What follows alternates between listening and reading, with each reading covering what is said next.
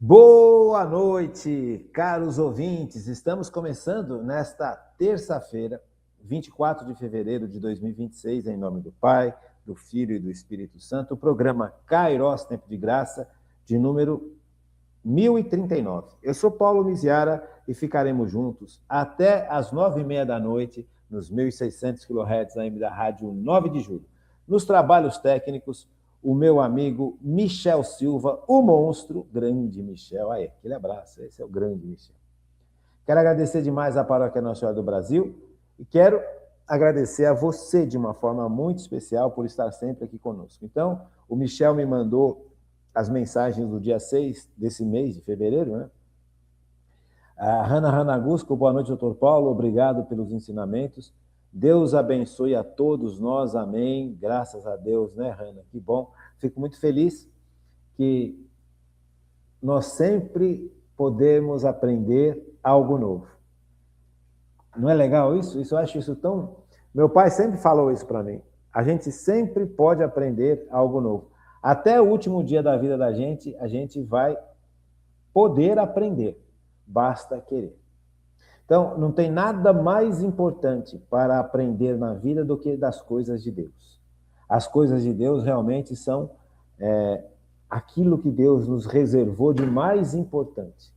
A partir das coisas de Deus, você tem toda uma hierarquia para baixo, que são importantes, evidente. Você ser um bom profissional, você ser um bom administrador de empresas, você ser um bom médico, um bom dentista, uma boa dona de casa, um bom dono de casa. Então, existe uma capacidade e existe uma necessidade de aprendizagem. Aprender é muito bom. Aprender é muito bom. Então, Deus vem em favor da nossa fragilidade. Ilumina a nossa inteligência e ilumina a nossa vontade. Isso é a virtude da fé que nos dá. Então, é importante a gente ter isso bem gravado no nosso coração. Aprender as coisas de Deus, viver para Deus, não viver para a gente. Não é viver para os nossos planos, para os nossos ideais. Sabe? Essa mudança, ela é uma mudança extremamente necessária e extremamente difícil. Aprender a viver para Deus.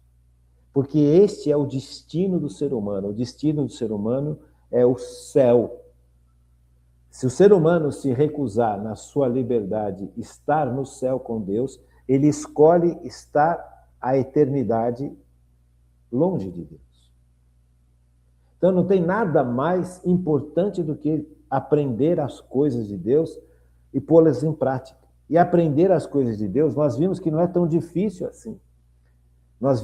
Estamos vendo há anos o catecismo da Igreja Católica, e olha, eu pensava que já estava suficiente o nosso estudo do catecismo da Igreja Católica. E quando eu comecei a fazer o resumo para apresentar um pouquinho daquilo que nós já estudamos ao longo desses anos todos, porque o programa mudou de horário, quando eu comecei a fazer esse resumo, eu percebi que esse resumo não só foi providencial para acolher as pessoas que não participavam do Kairos, e agora estão participando, como também revelou que nós precisamos ainda continuar estudando um pouco mais sobre o catecismo, porque tem muita coisa que precisa ser um pouquinho mais aprofundada, como nós estamos fazendo aqui nesse resumo do Catecismo da Igreja Católica, dos pontos que nós já estudamos. Eu não vou estudar tudo de novo, eu não vou rever todos os pontos. Nós vamos rever alguns pontos ainda do catecismo e vamos nos aprofundar nesses pontos, porque são importantes para a continuidade do estudo e para a nossa vida. Então, não vou fazer tudo de novo. Amor do Pai, salvação, senhorio, Espírito Santo, a pessoa do Espírito Santo, os dons. Nós já estudamos tudo isso. Agora, é necessário que alguns pontos do Catecismo da Igreja Católica, nós já estudamos os mandamentos, nós já estudamos os sacramentos, e agora nós estamos começando a estudar a vida de oração. Vida em Cristo. Então, quando nós estudamos a vida em Cristo, nós precisamos aprofundar a nossa relação com Cristo. E nesses resumos que visam aprofundar a nossa relação com Cristo, porque vida de oração é vida com Cristo, com Jesus Cristo, eu fui percebendo que alguns pontos precisam ser muito mais bem explicados, muito mais aprofundados. É interessante isso, a providência de Deus, ela é uma coisa assim, fantástica. O homem tem capacidade de fazer planos, mas os planos de Deus são muito melhores. Então, na minha prepotência, eu achei que já estava suficiente. Veja, nós temos capacidade de fazer planos. É importante que a gente faça planos, é importante que a gente tenha perspectivas na vida. Eu gostaria disso, eu gostaria daquilo, desde que isso esteja sob a vontade de Deus. Só que quando eu fiz esses planos, vamos fazer um resuminho rápido para acolher as pessoas e depois a gente volta para a vida de oração e começa logo em seguida a história da igreja. Esse era o meu plano, esse era o plano humano, feito também sobre oração e tudo mais, é uma sequência lógica. Só que Deus foi mostrando, na sua infinita providência, que não chegou a hora ainda, que alguns pontos do catecismo precisam ser mais bem esclarecidos, mais bem aprofundados. Porque senão, como é que a gente vai entender a importância da vida de oração, da vida com Cristo? Então é legal a gente estar nas mãos de Deus e deixar que Deus comande a nossa existência, comande as nossas decisões. Veja, tem certas decisões que a gente toma que não estão de acordo com a vontade de Deus.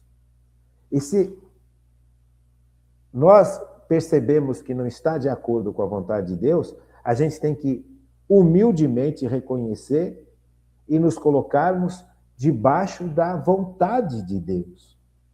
Então, a vontade de Deus para a gente é infinitamente melhor do que a nossa vontade. Nós temos uma vontade, nós temos capacidade de fazer planos, mas os planos de Deus para a gente são infinitamente melhores. Então, quando você coincide o seu plano humano com o plano de Deus, ótimo. Mas quando não coincide, pelo amor de Deus, vamos ter humildade de voltar para o caminho certo. E a virtude da fé é quem me mostra isso, é quem me revela isso. O meu racional tem capacidade, mas é muito limitada. Não se compara à sabedoria infinita de Deus.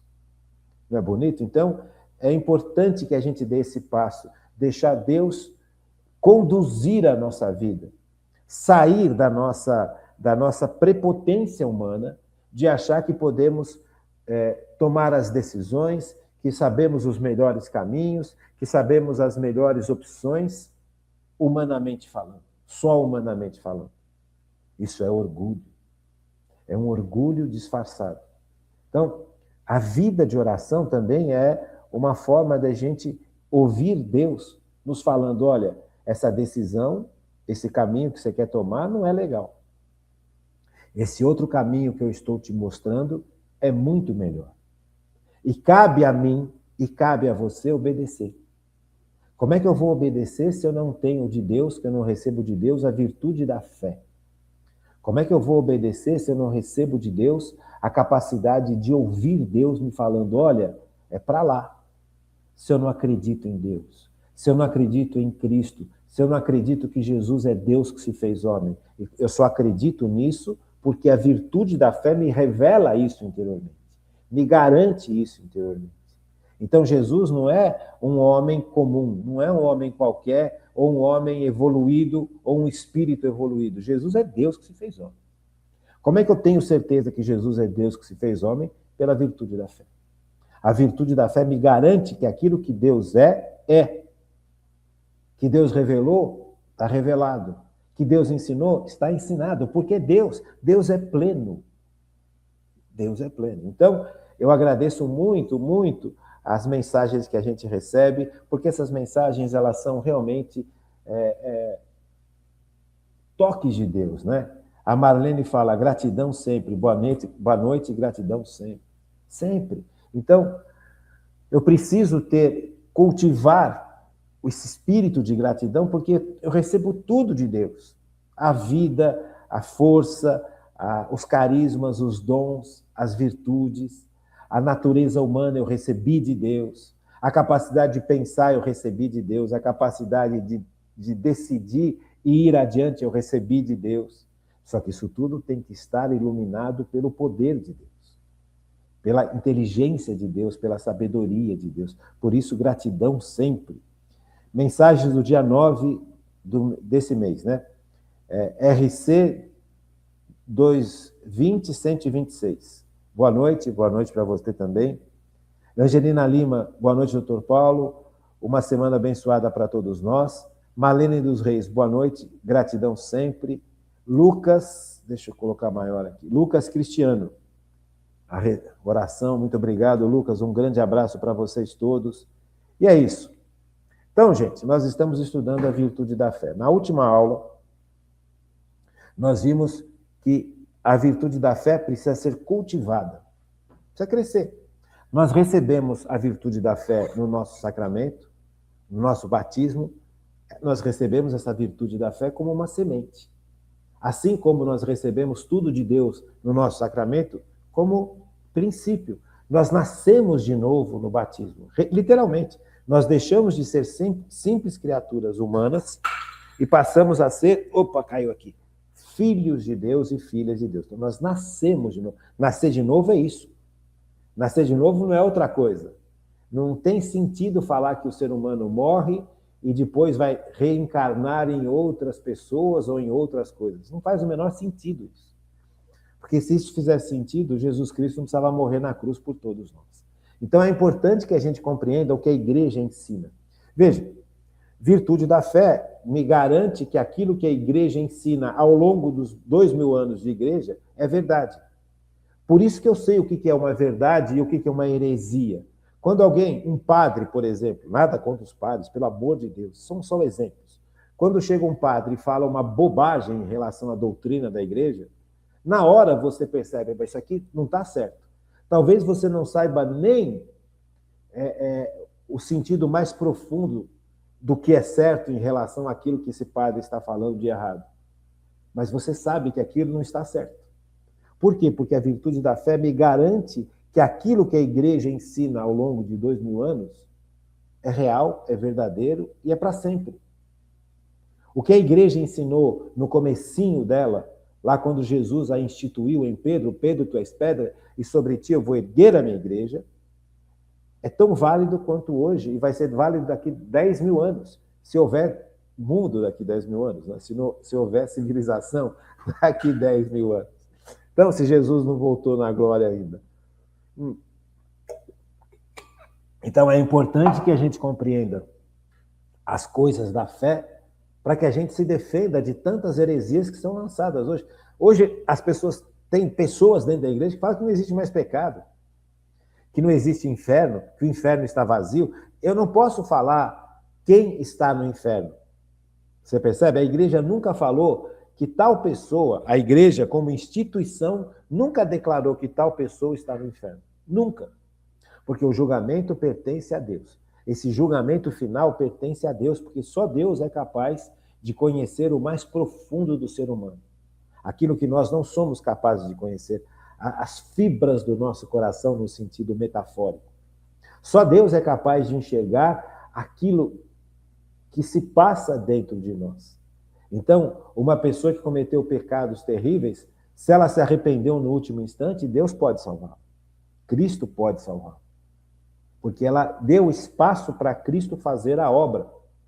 Então, eu não sei se aquela pessoa que foi má durante a vida inteira, eu não sei por que ela é má, eu não sei quais são os fatos que levaram ela a se tornar uma pessoa má, mas Deus sabe. E se nesse último instante essa pessoa se arrepende verdadeiramente de tudo isso e se coloca nas mãos de Cristo, Cristo é capaz de salvar essa pessoa.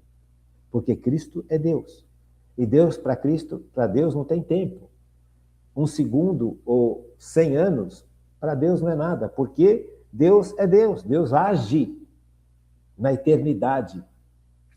Deus está além do tempo. Deus não está preso ao tempo.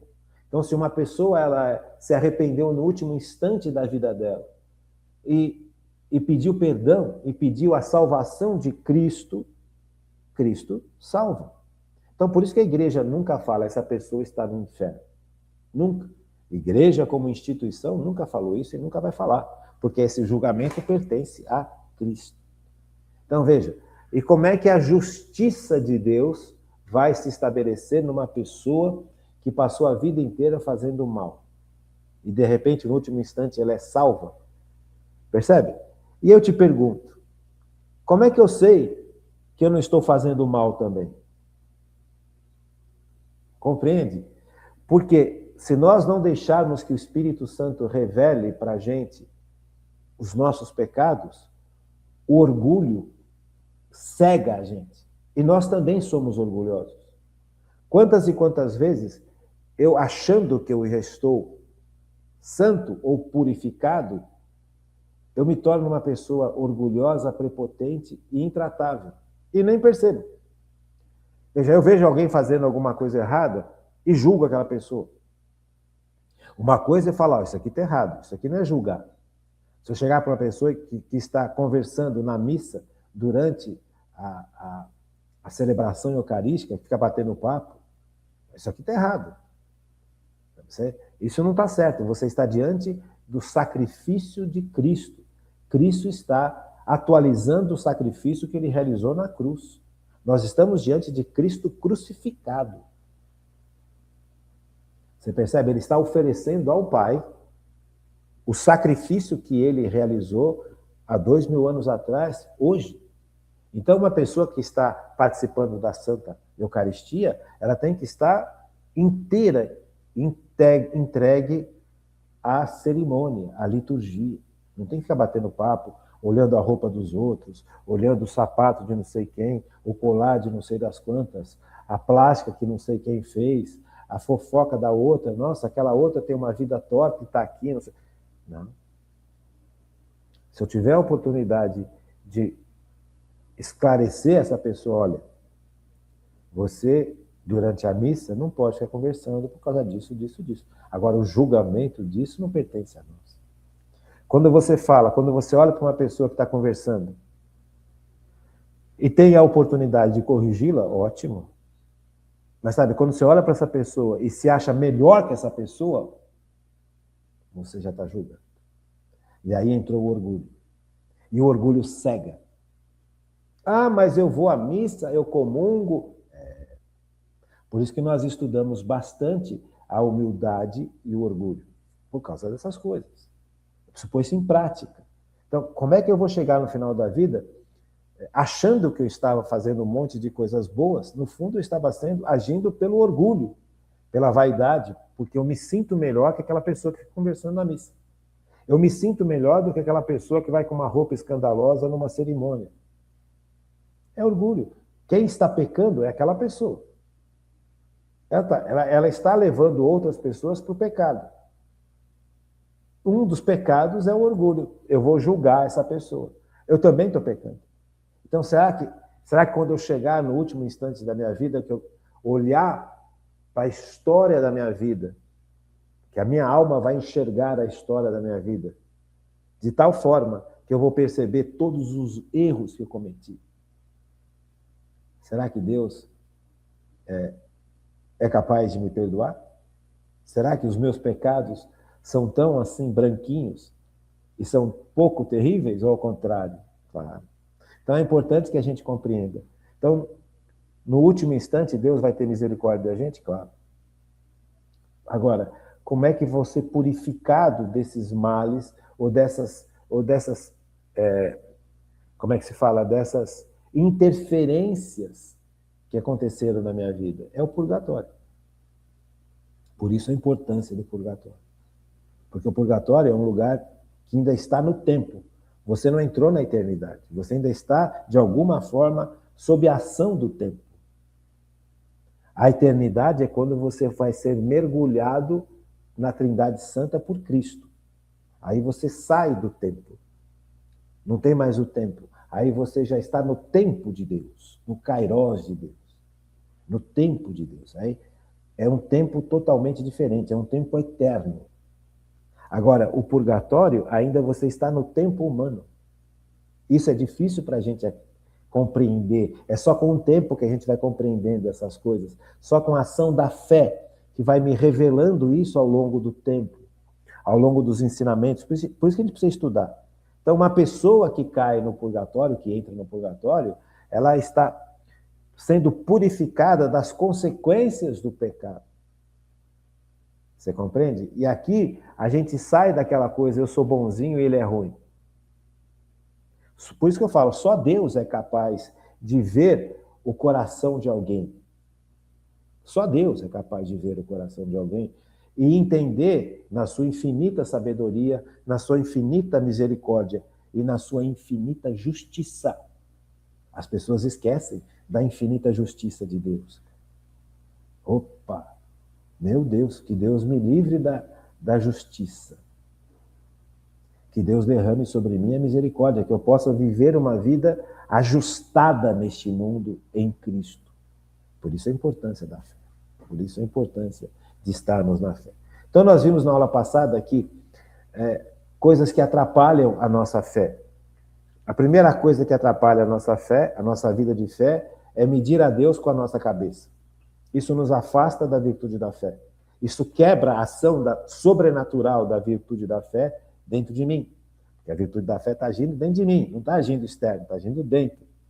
A fé, ela age na minha inteligência, gente. Na minha razão. Isso é super importante. Então, fé e razão é super importante. A fé não é algo sentimental. A fé, ela age, é uma capacidade, é uma virtude sobrenatural, é uma capacidade divina que nos é dada. E essa capacidade divina vai agir na nossa inteligência, é na nossa alma. A nossa inteligência está na nossa alma. A nossa alma usa o cérebro para comunicar aquilo que a nossa inteligência, que vem da alma, descobriu. Então, o cérebro não é quem causa a inteligência. O cérebro, ele responde à nossa inteligência. Ele está equipado para responder aquilo que a nossa inteligência, que se encontra na nossa alma, foi capaz de perceber, foi capaz de constatar, foi capaz de aprender, foi capaz de discernir. Então, por exemplo, eu falei também na aula passada, quando a pessoa tem uma ideia, essa ideia surgiu da onde? Pode ser de Deus, pode ser do mal. Então, a gente precisa discernir as coisas. Essas coisas, não é o meu cérebro que causa isso, o meu cérebro responde a isso. Então, a minha alma, ela instiga o meu cérebro a responder determinadas conclusões que a minha inteligência chegou. Então, é uma resposta a uma ação da alma. É difícil, eu sei, mas aos poucos nós vamos compreendendo isso. A virtude da fé vai iluminando essas verdades dentro da minha inteligência. Ela vai esclarecendo, por isso que é importante estudar. Então, medir a Deus com a nossa cabeça é um absurdo. Deus é infinitamente mais poderoso do que eu sou. Deus é infinitamente mais inteligente do que eu possa ser, ou de que toda a humanidade junta possa ser um dia. Deus é infinitamente mais inteligente e mais sábio que o maior sábio humano.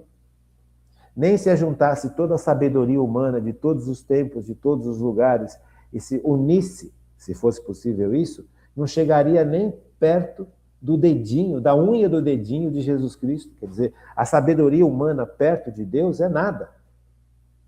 Então, eu querer medir Deus com a minha sabedoria é um absurdo, é uma ação orgulhosa ao extremo. É uma ação prepotente, é uma ação falsa, mentirosa do demônio.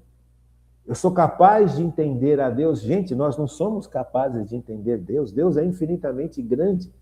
O que a gente sabe de Deus é aquilo que Deus se revelou sobre ele. A gente pode, com a nossa capacidade racional, não cometer grandes erros em relação a Deus. A quem é Deus, como que a gente entende a revelação de Deus. Porque senão nós vamos reduzir Deus a como aqueles homens antigos de Roma, da Grécia, olhavam para Deus. Você pega, por exemplo, você pega um Sócrates, Platão, eles conseguiram raciocinar em cima de algo importante e chegaram a conclusões importantes. Deus é eterno, Deus é simples, Deus é imutável, sabe? São capacidades racionais do ser humano capaz de concluir que Deus seja assim. Mas a partir daí achar que você já sabe tudo de Deus é um absurdo. Então, veja, eu achar que, senão eu vou estar transferindo para Deus a minha humanidade. Aqueles antigos, aqueles povos que adoravam falsos deuses, eles adoravam, na realidade, manifestações humanas que eles viam e colocavam isso como se fosse Deus. Por exemplo, o grande guerreiro, Marte, é o grande guerreiro, é o ideal do grande guerreiro. Então, de agora em diante, Marte vai ser o deus da guerra. Então, o que você está fazendo? Você está pegando o ideal humano, dando forças, crescendo esse ideal humano e fazendo desse ideal humano um Deus. Só que Deus não é isso. Deus é infinitamente maior que toda a humanidade, que todos os ideais humanos. Então, Deus se revela para a humanidade, Deus se mostra. E naquilo que a gente é capaz de compreender de Deus. O dia que nós estivermos mergulhados por Cristo na eternidade, nós vamos nos maravilhar com quem é Deus.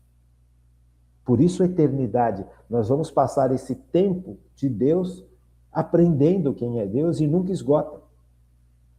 Você compreende? Então, o que a igreja nos mostra é aquilo que Deus revelou sobre si mesmo. De certa forma, mostra com segurança, porque junto com essa revelação de Deus, tem todo um processo racional humano que concluiu que realmente isso que a igreja está apresentando tem sentido. Tem a fé, a virtude da fé vem em favor, vem socorrer o ser humano. Então eu não posso medir Deus. Deus, ele é infinito. Eu sou finito. Deus é eterno. A minha alma, ela é eterna. Você entende? Não, a minha alma, não, eu sou, Deus é eterno. Ele sempre existe. Deus é. Eu comecei a existir num determinado momento da história. A minha alma é imortal, não é eterna. Eterno é só Deus. Olha, ia falar besteira, tá vendo? Por isso que é importante a gente estudar. Então, a minha alma, ela não é eterna. Eterno é só Deus que gera a vida. E gerou minha alma, e gerou meu corpo, e quis a ajuda dos meus pais para isso. Não precisava, mas quis. Quis que a humanidade participasse da criação. Não é bonito? Então, mas a criação, o ser humano, é corpo e alma espiritual. Quem gera a alma espiritual é Deus. Então, a minha alma, ela não é eterna, ela é infinita, porque ela nunca mais deixa de existir, exatamente. Ela sempre vai existir. A partir do momento que ela foi criada, ela sempre vai existir. Então, ela é infinita, ela não é eterna. Eterno é só Deus. Então, é importante a gente compreender essas coisas e junto com essas compreensões racionais, nós vamos associando aquilo que Deus revelou e que está guardado na igreja e que é mantido pelo poder de Deus. Então, esse lado é bonito da fé. Então, eu não posso medir Deus a partir da minha fraqueza. Deus não é alguém que eu criei. Foi Deus que me criou. Isso é super, super importante. Então, Deus, ele é capaz de fazer milagres? Sim, eu não. Deus é capaz de enxergar saídas onde não há saídas? Sim, eu não. Deus é capaz de oferecer soluções onde não há soluções? Sim, eu não. Então, veja, eu não posso medir Deus com a minha cabeça. Se eu medir Deus com a minha cabeça, eu estou combatendo a fé que está dentro de mim. Deus é infinitamente mais poderoso, Deus é infinitamente mais bondoso, Deus é infinitamente mais sábio. Percebe? Então, essas coisas todas fazem com que a gente alimente a fé. Então, eu preciso rezar, eu preciso estudar. Na medida em que eu vou estudando e vou compreendendo a grandeza de Deus, que não é tão fácil de compreender. Sabe, quando você pega o que São Tomás de Aquino ensina para a igreja, aquilo é muito complicado, de certa forma. Porque nós não estamos habituados a pensar dessa forma. Então, você pega lá aquelas cinco vias que provam a existência de Deus. literalmente provam. Tem gente que não aceita, mas as vias, os caminhos que Santo Agostinho nos propõe, baseado em Sócrates e Platão e nos gregos, da lógica humana da existência de Deus, são caminhos muito bem pavimentados. Sabe? São caminhos muito bem pavimentados. Então, saber essas coisas não afasta você de Deus se você se mantiver humilde. Saber esse lado de filosofia, esse lado de teologia, não deve te afastar de Deus, deve te aproximar de Deus, do Deus verdadeiro. Tá bom? Então, veja, medir Deus com a minha cabeça não presta. Agora, não usar a razão em relação a Deus também não é bom. Afasta da fé. Veja, isso fica muito claro de perceber quando a gente convive com alguns movimentos. Por exemplo, eu gosto muito da renovação. Já falei para vocês várias vezes isso e repito quantas vezes forem necessárias. Eu gosto muito da renovação carismática católica. Sempre gostei. Sempre gostei. Eu acho muito bonito a espiritualidade de mergulhar no Espírito Santo, ser mergulhado no Espírito Santo. Esse Espírito Santo que nós recebemos no nosso batismo. Então, a renovação carismática, ela é um movimento na igreja, ou um movimento dentro do seio da igreja, que promove este mergulho no Espírito Santo que nós recebemos no nosso batismo. Deixar que esse Espírito Santo que está apagadinho lá dentro, porque nós nos sentimos capazes de tudo, e falamos para o Espírito Santo, não precisamos de nada, eu faço como eu quero. O Espírito Santo está lá dentro quietinho. Só que o Espírito Santo não foi feito, ele não é feito, ele é Deus. Ele existe, ele não fica quietinho, ele se move. Ele vai instigar a nossa alma ao arrependimento. Então, esse mergulho no Espírito Santo, que nós recebemos no nosso sacramento do Crisma, é fantástico. Você permite que o Espírito Santo cure você, dirija você, revele quem é o Pai, quem é o Filho, quem é o Espírito Santo, quem é a igreja, por que a igreja foi instituída. Tudo isso é bonito e esta é uma ação linda da renovação carismática. Porque é o Espírito Santo quem me dá tudo isso, quem me revela tudo isso, quem ilumina a minha inteligência e a minha vontade. É a ação do Espírito Santo. Então, você deixar que o Espírito Santo assuma com Cristo as rédeas da sua vida, junto com Deus Pai, você é um candidato para ir para o céu. Por quê? Porque você descobriu o mais importante, que Deus existe, que Deus é real e que Deus pode realmente dirigir minha vida, e na certeza de que Deus vai dirigir para o caminho certo, que é para a eternidade, que é para a Trindade Santa. Deus me criou para ser mergulhado um dia na Trindade Santa. Para isso que eu fui criado. Para ser mergulhado no amor de Deus. O que é o amor de Deus? É o amor do Pai pelo Filho, do Filho pelo Pai, na pessoa do Espírito Santo. Nós seremos mergulhados nesse amor. É para isso que a gente foi criado. E esse amor pode agir na vida da gente desde o mundo até a eternidade. É a humanidade que se afastou desse amor, é a humanidade que se afastou de Deus. Então o Espírito Santo vem e nos redireciona, nos reposiciona, nos coloca nos trilhos, abre de novo para a gente a luz da virtude da fé na vida de cada um de nós. Então é maravilhoso, é fantástico, fantástico. Agora, como em todos os movimentos que acontecem dentro da igreja, tem aquelas pessoas que sabem viver a realidade que Deus está revelando e tem aquelas pessoas que não estão preparadas para viver.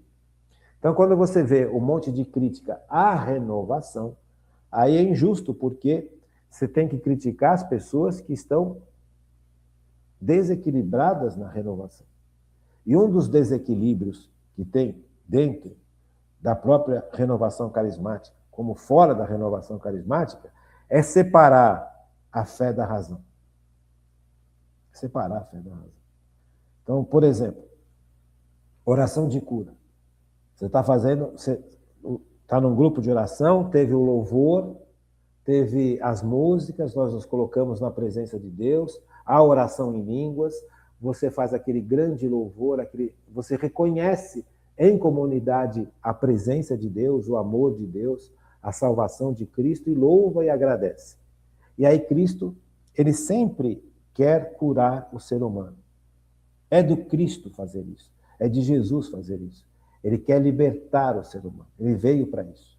Então, você percebe na oração de cura que acontece nos grupos de oração, quando bem conduzidas, por pessoas que estão abertas a Deus, por pessoas maduras na fé, você percebe uma força indescritível. Mas tem gente que não está preparada para isso.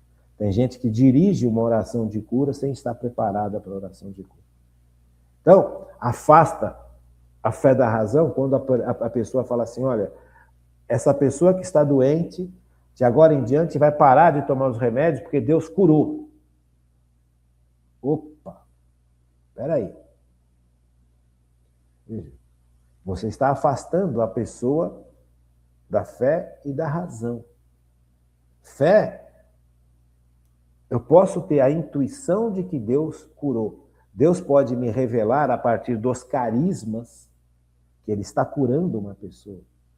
Mas daí eu falava, de agora em diante você larga os remédios porque Deus te curou, aí eu já saí da fé e da razão. Por quê? Porque a fé, ela age no nosso racional. Veja, a graça, ela compreende o racional. Ela não ultrapassa no sentido de desprezar o racional. A graça, ela está acima do racional, mas ela não despreza o racional. Então, espera um pouquinho. A oração de cura, o Senhor está tocando tal pessoa num câncer. Já vi isso acontecer em encontros, em grupos de oração. Agora, o pregador ou a pregadora que está fazendo essa oração não tem o direito de falar, essa pessoa agora larga os remédios, porque agora você está curada. A fé exige esse salto no escuro. Não, não é assim não. Não é assim não. Isso é você perder fé e razão. Veja, se Deus realmente curou essa pessoa, quem vai falar se essa pessoa está curada e se essa pessoa realmente não precisa mais de medicação nenhuma? É o médico, não é você. Você compreende? Isso é muito sério. Talvez essa pessoa não tenha percebido o erro que cometeu. Talvez essa pessoa não tenha a intenção de cometer um erro disso, mas no fundo isso é orgulho. Agora eu te afirmo, você está curado, joga fora os seus remédios. Gente, pelo amor de Deus, isso aí não é de Deus. A cura pode acontecer? Claro que pode, mas quem vai atestar a cura? Não é o pregador, não é quem está fazendo a oração, é a ciência. Essa pessoa que recebeu uma cura de Deus, quem vai atestar que essa pessoa foi curada vai ser o médico, o cientista. A igreja faz isso. Os milagres que acontecem, por exemplo, em Lourdes, lá no Santuário de Lourdes, lá na França, né? Não tem... Lá acontecem muitos milagres, mas não são milhares de milagres. São centenas. E todos os milagres que a igreja declara que aconteceram em Lourdes foram verificados, estudados e colocados debaixo da razão. Quando a ciência vira e fala, olha, aqui está a cura, essa pessoa estava com um câncer que tinha dominado o pulmão dessa pessoa e agora, não sei o motivo, porque a ciência ela é fria, ela não dá a razão dessas coisas, né? Ela atesta, olha, essa pessoa até ontem tinha um câncer profundo no pulmão e no dia de hoje essa pessoa não tem mais esse câncer. Quem atestou? É a ciência. Então, a partir de hoje, essa pessoa vai diminuir a medicação que ela toma, quem vai dar o caminho para essa pessoa viver em relação à doença ou à não mais doença dela é o médico. Nós vamos diminuindo a medicação, até uma hora que nós vamos parar a medicação de vez. Quem define isso é o médico. Por quê? Porque a fé, ela não vai contra a razão, ela está além da razão. Deu para entender? Ela não vai contra. Nós não temos o direito de falar, olha, essa pessoa está curada e agora joga fora os remédios. Isso é um sinal de fé. Não, isso não é um sinal de fé. A fé não é uma varinha mágica, não é uma varinha de condão. A fé, ela é uma realidade que tem símbolos e sinais. Não é o tempo inteiro um pular no escuro. Tem determinadas situações que a virtude da fé e o carisma da fé vai exigir que você dê um passo no escuro. Tipo para os fundadores das grandes obras católicas. Você pega, por exemplo, deu o exemplo do Padre Jonas, que fundou a Canção Nova. Ele teve que, num determinado momento da história dele, dar um salto no escuro. Mas esse salto no escuro não ia contra a razão iluminada pelo Espírito Santo. Ele não estava fazendo algo que iria contra a vontade de Deus. Ele estava fazendo algo que era próprio dos fundadores de comunidades. Dar um passo. Agora, eu acredito na cura, claro que acredito em oração de cura, acredito profundamente. Cura física e cura interior, como acredito na oração dos milagres. Agora, você produzir milagres, isso não existe, isso vai contra a fé. Tem livros que falam, olha, vamos produzir os milagres. Não existe, gente. Isso é absolutamente contra a fé e contra a razão. Quem faz o milagre é Deus, e o milagre tem um sentido simbólico também. Então não é assim, não sou eu que determino que Deus vai fazer tal milagre. Isso é orgulho, gente. Eu determino que de agora em diante a minha vida está não sei o quê. A minha vida está disposta a ficar rico, a minha empresa vai funcionar. Gente, não é assim. Isto não é fé. Fé é você se colocar nas mãos de Deus e entender por que você está passando por uma determinada dificuldade na sua empresa. E Deus te revela a raiz do problema. E a partir daquela revelação que Deus te dá da raiz do problema, da tua dificuldade, você clama a Deus, que Deus te liberte daquilo. E Deus vai libertar você na medida em que aquilo te levar para o céu. Não porque eu defino agora o sucesso na minha empresa vai acontecer. E se Deus não quer que o sucesso na tua empresa aconteça? E se Deus quer que você mantenha a sua empresa nessa dificuldade, porque é nessa dificuldade que você recorre a Deus constantemente? E se Deus quer que você seja uma pessoa mais humilde perante os bens que Ele já te deu, uma quantidade grande de dinheiro, uma quantidade grande de sucesso, como é que fica? Agora eu vou definir que de agora em diante a minha empresa vai ser rica, cada vez mais rica? Qual é a vontade de Deus? Então, veja, não unir fé com razão também afasta e diminui a fé na vida da gente. Vamos fazer uma paradinha? Sabe, voltando, retomando, eu convivo com muitos grupos dentro da igreja. E todos os grupos que levam a doutrina católica a sério, eu respeito e amo.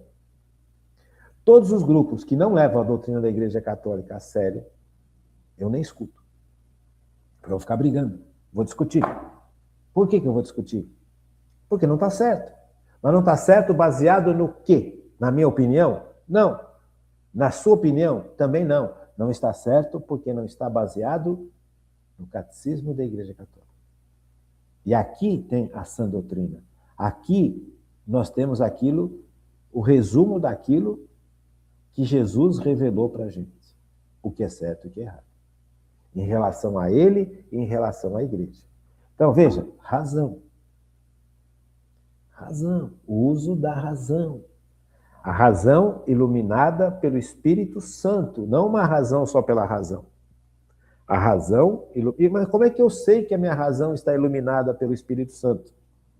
Catecismo da Igreja Católica. Se aquilo vai contra o que o Catecismo da Igreja Católica ensina, a minha razão não está iluminada pelo Espírito Santo. Simples assim.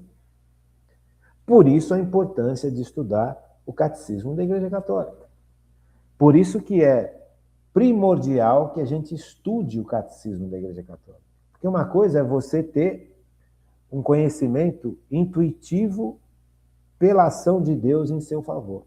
Outra coisa é você compreender racionalmente o que é possível compreender daquilo que Deus ensina. Veja, a Bíblia. Eu amo a Bíblia, como eu amo o Catecismo da Igreja Católica. Amo. Veja, Deus ele vai se revelando a partir da palavra dele. A palavra dele é a Bíblia. Essa Bíblia ela não veio do nada, ela veio da tradição oral, que era o ensino dos apóstolos depois de Cristo, sem ter o Evangelho escrito. O Evangelho era eles que ensinavam. Evangelho de São Lucas. Então, veja, aos poucos, esses grandes pregadores de Deus, os apóstolos, eles foram percebendo que era importante você ter alguma coisa escrita sobre debaixo ou sobre a experiência que eles tiveram com Cristo. Só que isso que deve ser escrito estava baseado no quê? Naquilo que eles experimentaram com Cristo. Então, a tradição oral, ela é tão inspirada quanto a palavra de Deus. Então, tudo na igreja tem que estar inspirado, tanto na tradição oral, quanto na palavra escrita, que é um pedaço daquela tradição oral que foi transcrito, digamos assim. É mais que isso, mas só para a gente ter noção. Então, a partir dessa tradição oral e a partir da palavra de Deus, escrita a Bíblia, eu posso basear minha fé. Agora, a Bíblia, ela não foi escrita por Deus. Não foi um anjo que veio e escreveu a Bíblia. E aí você olha o que está escrito na Bíblia, você olha para Deus. Veja, Deus se revela para a gente a partir da palavra, a partir da tradição oral e a partir da palavra escrita. Eu preciso aprender a interpretar de forma adequada a palavra de Deus. Deus foi se revelando.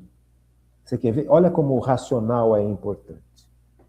Os muçulmanos acham que a Bíblia deles lá foi um anjo que mandou escrever, então eles interpretam aquilo ao pé da letra. Se eu for interpretar a Bíblia ao pé da letra, eu vou cometer erros brutais. Então eu preciso aprender a interpretar a Bíblia. Mas como é que eu vou aprender a interpretar a Bíblia? Na igreja, com a Igreja Católica. Então, quando você pega o Antigo Testamento, Deus ficou com raiva do seu povo. Agora Deus se arrependeu da raiva que ele sentiu do seu povo. E Deus ficou irado com o seu povo. Agora Deus perdoa o seu povo. Deus é irado? Deus se arrepende? Claro que não. Se Deus se arrependesse de alguma coisa, ele não era Deus. Mas você pega quantos trechos do Antigo Testamento que falam Deus se arrependeu do mal que fez ao seu povo. Existe mal em Deus? Claro que não. Você compreende? Então, Deus foi se revelando aos poucos, na medida em que a humanidade conseguiria suportar, entender algo da grandeza infinita de Deus. Então, Deus foi sendo pedagógico com a humanidade. Por isso que eu não posso interpretar a palavra de Deus ao pé da letra, como os muçulmanos fazem e como muitos cristãos estão fazendo hoje. Cristãos que se afastaram da igreja, que se tornaram protestantes. Quantas seitas cristãs interpretam a palavra de forma radical? Não é assim. Tem trechos em que Jesus fala que a interpretação é ao pé da letra. Tem trechos em que não é. E aí? Como é que eu vou saber? Por isso que existe a igreja, por isso que a igreja estuda, por isso que a igreja se debruça sob a ação do Espírito Santo, debaixo da ação do Espírito Santo, para interpretar de forma adequada a palavra de Deus. A palavra de Deus é verdade. Deus está mentindo? Não, Deus não está mentindo quando... Aqui é uma etapa da revelação. O racional me garante que Deus é estável, não é instável. Como é que eu sei que Deus é estável? Porque racionalmente o ser humano concluiu que para ser Deus é necessário que Deus seja absolutamente estável. Porque se não há algo ou alguém absolutamente estável, não tem como explicar a estabilidade das coisas criadas. Olha o racional aí. Olha o Tomás Aquino aí, que tanta gente odeia. Isso é tão importante, gente. Isso é tão simples. No fundo, isso é tão simples. É porque é difícil de explicar, porque nós não estamos acostumados a esse tipo de pensamento. Mas é difícil de explicar, mas aos poucos nós vamos conversando sobre isso. E a gente vai entendendo o que é possível entender, dentro dos nossos limites também. Veja, então, se Deus é instável, como é que há certa estabilidade no mundo? Então, racionalmente, a gente só pode concluir que dentro ou diante de tanta instabilidade que há na criação, para a criação existir, era necessário que quem a criou fosse absolutamente estável. Não é bonito isso? Então, como é que Deus pode estar ora bravo, ora triste, ora alegre, ora arrependido? Isso é uma linguagem metafórica. Não é mentira. Então eu não posso acreditar na Bíblia? Claro que pode acreditar na Bíblia. A Bíblia é palavra de Deus, é verdade. Veja, então Deus ele está revelando algo para que a gente possa compreender na medida das nossas forças. Veja, absolutamente irracional. Se eu não tiver a minha fé, a fé que eu recebo de Deus estabelecida no racional, vai virar uma crendice ou vai virar um negócio completamente radical. Você compreende? Então, porque Deus está irado. Deus não fica irado. Deus é bondade perfeita, mas também Deus é justiça perfeita. De alguma forma, Deus vai, debaixo da sua bondade perfeita, trabalhar as injustiças que acontecem no mundo a partir do pecado. Como é que eu sei disso? Virtude da fé agindo no racional. Compreende? Então, quando eu separo a fé da razão, eu estou matando a ação da virtude teologal da fé dentro de mim. Porque aí eu vou olhar para um Deus que não existe. Um Deus que o homem cria, que nem os falsos deuses. Mas o catolicismo não é um Deus que o homem criou, que nem falam alguns filósofos existencialistas por aí. Né? Nietzsche e companhia bela. Não é, você está completamente enganado, meu caro filósofo. Não foi o homem que criou Deus. Os homens criavam um Deus antes da revelação de Deus verdadeiro. O Deus verdadeiro se revela ao mundo a partir de Israel. Porque o mundo daquela época antiga adoravam falsos deuses, que eram deuses, no fundo, criados pela influência do demônio e pela necessidade do ser humano de adorar algo, ou de ter algo além de si mesmo, ou de justificar seus sofrimentos e a morte. Então, veja, é uma realidade humana. Agora, quando Deus se revela, por isso que Deus realiza milagres, para mostrar que isso aqui não é algo que foi o ser humano que criou. Entende? Então, o meu racional precisa funcionar. Eu já falei para vocês, quando Moisés mete o cajado na água, no mar Vermelho, e o mar se abre, isso é uma realidade. Isso aconteceu, mas é também um grande símbolo, porque está mostrando que aquele Deus da qual ou do qual Moisés adora, é completamente diferente dos deuses que os gregos adoravam. E olha que os gregos eram extremamente inteligentes. Você percebe? Alguns gregos conseguiram ultrapassar esse limite de criar deuses. Sócrates, Platão e tudo mais. Entende? Agora, a grande maioria dos gregos, não. Então, veja, os romanos também cultuavam os mesmos deuses que os gregos com outros nomes. Então, a beleza, a mulher mais bela que possa existir, Vênus. Então, Vênus é a beleza elevada ao máximo. Então, as mulheres e os homens passavam a adorar aquela deusa que representava a beleza humana. É a criação do ser humano, isso não é de Deus. Agora, quando Deus vence o faraó, né, com as 10 pragas do Egito, peraí, tem alguma coisa a mais aqui. Isto aqui não é uma criação humana, isto aqui não é uma fuga do ser humano, isto aqui é algo que revela uma realidade real que está acima do ser humano. Veja, como isso é importante. Então, fé e razão não pode ser tratada separadamente. Tem gente que se perde nas minúcias dos estudos? Tem. Tem gente que se afasta da humildade, se afasta do dom de Deus, se afasta da iluminação do Espírito Santo e fica entorpecido com a claridade que enxerga nos estudos e se torna uma pessoa orgulhosa, prepotente e autossuficiente. Tem, claro que tem. Mas isso não justifica não usar fé e razão.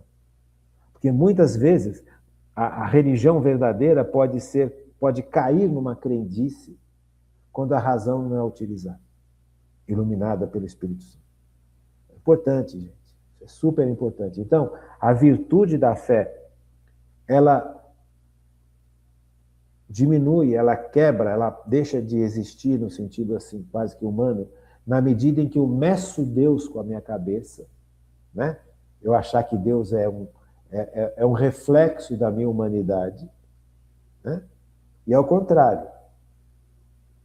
O contrário também, veja, não unir fé e razão, não usar a razão para a vida na virtude da fé. Eu acho que isso é muito importante, eu acho que isso é muito inteligente da parte da igreja, de nos ensinar. E isso, nós não tivemos essas aulas, né? Por isso que eu percebi ao longo do tempo que nós precisávamos aumentar muito mais esse nosso repertório, porque nós estamos muito fraquinhos nisso. Isso não é bom. Foi justamente fazendo esses resuminhos para acolher as pessoas que estavam participando do Kairos, quando mudou o horário, que eu percebi isso. Por luz de Deus, pelos méritos de Deus, não pelos meus méritos. Então, nós estaríamos já estudando a história da igreja sem ter tido essas aulas que são basilares para a gente entender um pouquinho melhor a história da igreja. É importante crescer na fé. Muito importante crescer na fé. Então, esses dois... Lembra, são 5 pontos que nós vamos estudar em relação ao nosso crescimento na fé. 2 pontos negativos e 3 pontos positivos. Os 2 pontos negativos são esses. Medir Deus com a nossa cabeça e separar fé da razão. Os 2 opostos, praticamente, né? Então, é importante que a gente tenha aí essa consciência. E depois nós vamos... Os próximos 3 pontos de estudo é pedir o dom da fé, lembrar os grandes feitos de Deus na nossa vida e na vida dos santos e pôr a fé em prática. É isso que faz também a fé crescer. Então, nós estamos estudando os 2 pontos que truncam, que impedem, que atrapalham a ação da virtude da fé na vida da gente. Deu para compreender isso, gente? Então, eu espero que sim. Se caso vocês tiverem alguma dúvida, eu peço, por favor, que vocês mandem a dúvida, tirem a dúvida nas próximas aulas, nas perguntas que vocês mandam aqui pelas mensagens. Não tenha vergonha. Devagarzinho nós vamos entendendo melhor, nós vamos compreendendo melhor esse uso da razão iluminado pelo Espírito Santo, né? Uso da razão iluminado pelo Espírito Santo. A minha razão por si só, se eu só quiser usar a minha razão, eu estou truncando a ação da virtude da fé na minha vida, porque é orgulho. Agora, se eu usar a minha razão iluminada pelo Espírito Santo, unida àquilo que a igreja ensinou, aquilo que a igreja ensina, aí sim, eu vou crescer na fé. Eu não preciso entender Tomás de Aquino, São Tomás de Aquino, para ser católico. Será? Será? Será que aprender a usar a razão e deixar que a razão seja iluminada pelo Espírito Santo não é também um aprendizado importante? Porque quem criou a capacidade racional do ser humano, o uso da razão, foi Deus. Quem me deu capacidade de pensar e a partir daquilo que eu penso, eu vou agir, que a vontade, foi Deus. Então Deus não se contradiz, gente. Agora, a minha razão precisa estar iluminada pelo Espírito Santo. Por quê? Porque quando eu vivo fora da ação do Espírito Santo, eu caí no pecado do orgulho, e o orgulho cega a humanidade. E a humanidade aqui não são os grandes pecadores, somos todos nós. Quantas e quantas vezes nós estamos cegos ao efeito do orgulho na vida da gente? A gente só percebe muitas vezes que fomos orgulhosos na relação, nas nossas relações pessoais. Por isso a importância da comunidade. Na comunidade, ficar claro aonde que estão os meus erros e os erros dos outros. Por isso que não existe o catolicismo, o cristianismo não é uma religião intimista e isolada. A religião católica é uma religião onde Deus age na pessoa, em cada um de nós, e aonde Deus age na comunidade que nós formamos, em Cristo. Por isso é importantíssima a ação da igreja, no sentido de comunidade, porque também é na comunidade que o meu orgulho fica claro. Porque quando eu estou me relacionando com as pessoas, é que eu percebo os meus erros. Aí eu pensava que eu já estava tão curado desse trauma, mas eu sinto raiva porque aquela pessoa que está do meu lado me lembra alguém que me fez um mal. O que essa pessoa fez para você? Essa aqui que te lembra alguém que te fez mal? Nada. E a gente trata essa pessoa com desconfiança, com frieza. Veja, estou errado. Como é que eu percebi esse erro? Convivendo na igreja. Só que a igreja ela não me dá só a perspectiva de perceber os erros. Ela me dá, nos sacramentos, a cura desses erros. Por isso, a vivência na igreja ela é essencial para a gente crescer na fé, para a gente não medir Deus com a nossa cabeça e não separar a fé da razão. Tá bom? Então é isso. Fiquem com Deus, uma boa noite e até amanhã, se Deus quiser.